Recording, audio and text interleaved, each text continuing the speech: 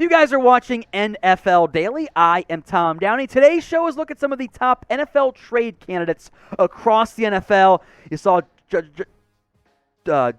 Justin Herron get traded from the Patriots to Raiders. There will be more moves coming in the next days and weeks and months before the NFL trade deadline. Here's 10 big names to keep an eye out for. At number 10, Kenny Golladay, the Giants wide receiver. Some confusion, drama around, did he clean out his locker? The answer is no. It was a temporary locker, so not really there. Some problems here. Kenny Golladay is a $13 million base salary this year, and he is barely getting on the football field. He played like 2 snaps in week 2, and also was confused as to why. The Giants and Golladay are in a loveless marriage. Neither team wants to be, or neither partner wants to be around each other anymore, but they're trying to get there until their firstborn turns 18, and then they'll go their separate ways. They don't want to be involved anymore, but they can't quite get divorced yet. They just want to get the kid off to college. They just want to get through the year, and then the Giants can cut Kenny Golladay and move on, because I don't know if anybody out there wants to pay Golladay $13 million right now. Now, if the Giants eat some of that money, maybe it becomes more plausible. For now, I don't really buy it. Now, if you love the NFL, like I do, like producer Jack does, like I assume every person watching does, show me. Like the video right now if you love the NFL, because this is the right spot for you here at Chat Sports. Number 9, Mason Rudolph. I think the Steelers would love to trade him. His contract isn't that bad. It's a $3 million base salary. Quick note, by the way, the new team wouldn't owe all of that. They would owe $3 million divided by 17 games and multiplied by how many games are left. So, it could be 1.5, could be 2. The math is wonky, so we'll just use the overall value in case you watch this a week from now or whatever. He's QB3 for Pittsburgh. He's behind Pickett. He's behind Trubisky. And frankly, he's just not that good. I think that Rudolph could be a nice backup, but I will say this. I would rather trade for Mason Rudolph than Sam Darnold. Darnold is not on this list. I cannot believe when people are pushing trade Darnold, trade Darnold. Who wants him? He's bad and expensive. That does not appeal to me. So pick a QB. MR for Mason Rudolph or SD for Sam Darnold. I have ranked these players in descending order, by the way. So at number 8, Myles Gaskin, who's done some nice things in his NFL career. He has a $2.54 million base salary. He's also not playing. Chase Edmonds, Raheem Mostert, those guys are the lead backs in Miami. Gaskin is just kind of a ignored piece there in the end. The yards per carry were not particularly great for Gaskin, but that Dolphins offensive line was very bad last year. So if you want a better backup QB, backup running back, I think Gaskin could certainly make some sense for you. But also, the value is very low for those types of players. If there's an injury, though, he's a name to monitor. All right, the pinned comment on today's show. Name a player who you think gets traded. Is it a Gaskin, a Rudolph, a Golladay, or somebody not on this list? It's the pinned comment, like I said. So if the ad break comes here on YouTube, take advantage of it. Head down there and let me know a player you think gets dealt. Number 7, Clelin Chaisson, the edge rusher out of LSU. Now remember the Jags. New regime again in Jacksonville. He's got 2 cheap years left. Chaisson was a first-round pick. He's also been a bust. This is the type of guy you could see get dealt at the deadline. Now, maybe Jacksonville's good this year, and they won't sell off everything, but whether it's this year, draft time, Chaisson has had 2 sacks, and he's played a decent amount of games. He's got 2 more years left on his deal.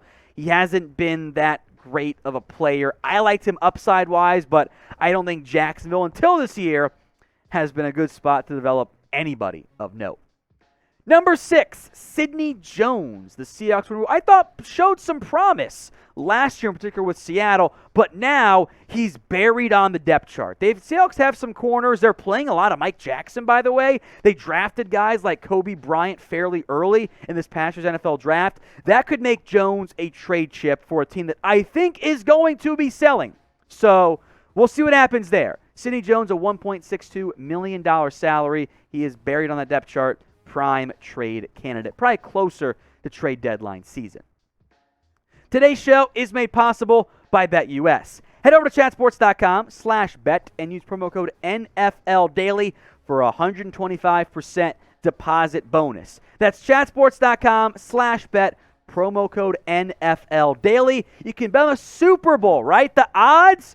Interesting. The Bills, plus 450 in week 2. That's high. Chiefs and Bucks, 700 plus 100 piece. How about the Eagles? Plus 1,011. Very interesting there. The Rams, I'm not going to bet on the repeat. That's so tough to do there. Bet on every game for every week. Bunch of prop bets, too, at BetUS. Chatsports.com/bet, promo code NFLDaily. Number 5, Clelin Ferrell, who I think the Raiders, as they go the Patriot way and trade away all of the former John Gruden, Mike Mayock picks, I think they'd love to trade Clelin Ferrell. But he can't get on the football field, man. $4.77 million base salary, so we'll call it $4 million. We'll round down since it's not every game check.